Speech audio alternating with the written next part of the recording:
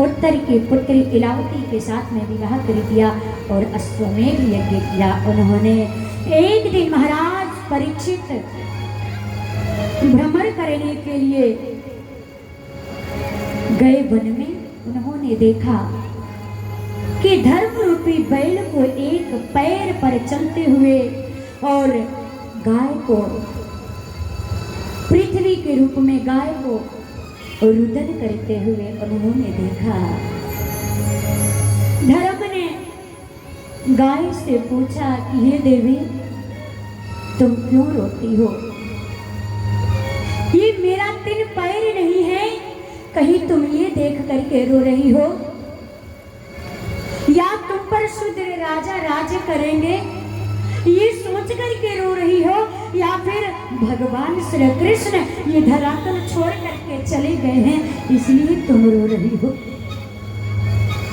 तब तक इधर महाराज परीक्षित ने देखा एक काले रंग का पुरुष हाथ में तलवार लेकर के उनको यातना दे रहा है। जैसे ही धनुष उठा करके मारने को चले तो कली आकर के उनके शरणागत हो गया। घबरा करके राजा परीक्षित के पास आया और कहा, महाराज आप मुझे रहने दीजिए। उनके तप के प्रभाव से पैरों से युक्त हो गए। धर्मराज बैल के पैर आ गए, मारने को उठे। महाराज परीक्षित ने पूछा कि तुम कौन हो? कलियुग ने कहा कि मैं कली हूं। राजा परीक्षित ने कहा कि तुम मेरे राज्य में नहीं रह सकते। कली ने कहा, महाराज मेरा समय है अभी, आप मुझे रहने दीजिए। परीक्षित ने कहा, यदि तुम रहना चाहते हो तो 4 स्थान बताएं कलियुग को रहने के लिए। 4 स्थान पे तुम जा करके रहो।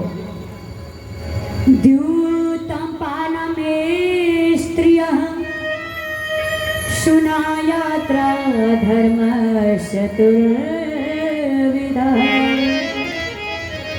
जुआ में, शराब में, स्त्री में और मांस में, इन 4 जगहों पे जाकर के रहो।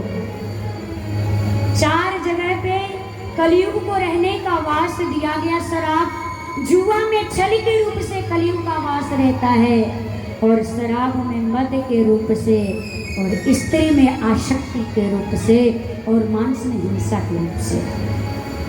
पुनः कली के याचना करने पे राजा परीक्षित ने सोना में वास दिया कि जाओ तुम्हारा वास सोना में हो।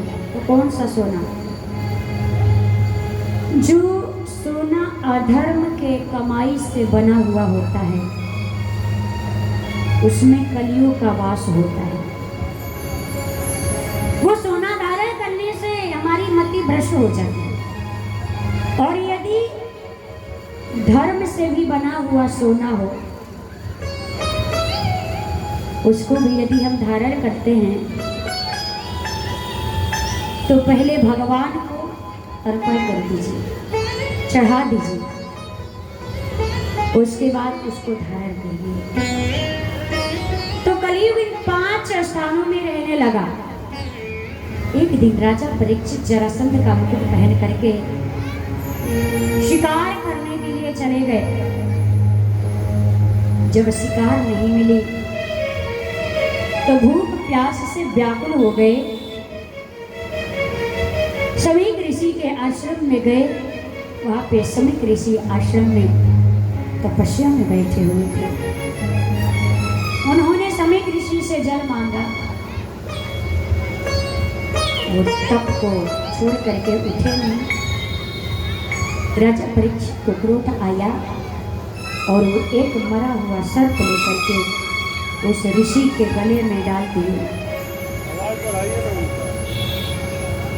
और चले गए। वहां से जब चले गए तो समीक ऋषि के पुत्र श्रृंगी आए।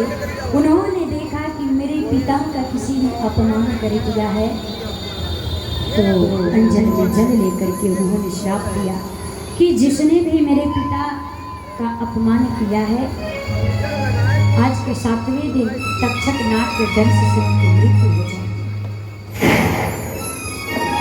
इधर राजा परीक्षित लौट करके अपने महलों में मुकुट